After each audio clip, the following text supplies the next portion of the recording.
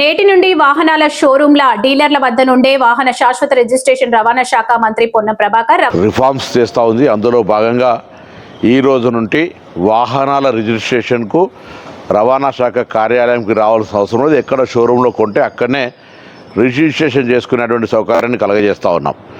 అంతేకాకుండా manual intervention లేకుండా అన్ని రకాల సేవలను ఆన్లైన్లో చేసేటువంటి కార్యక్రమం కొనసాగుతోంది.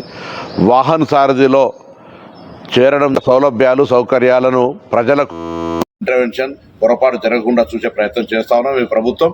రవాణా శాఖలో నేటి నుండి మరిన్ని సంస్కరణలు అమలవుతున్నాయి. కొత్తగా వాహనం కొన్న వాహనదారుడు రిజిస్ట్రేషన్ కోసం రవాణా శాఖ కార్యాలయానికి వెళ్లనవసరం లేదు. ఎక్కడ వాహనం కొంటే అక్కడ షోరూంల వద్దనే వాహన శాశ్వత రిజిస్ట్రేషన్ చేయబడుతుంది. వాహన శాఖలో అన్ని రకాల సేవలు ఆన్లైన్ లోనే చేసే విధంగా కార్యక్రమాలు కొనసాగుతున్నాయి. తెలంగాణ ప్రభుత్వం సారథిలో చేరింది. దీని ద్వారా రవాణా సేవలు సౌకర్యాలు ప్రజలకు మరింత చేరువ కానున్నాయి.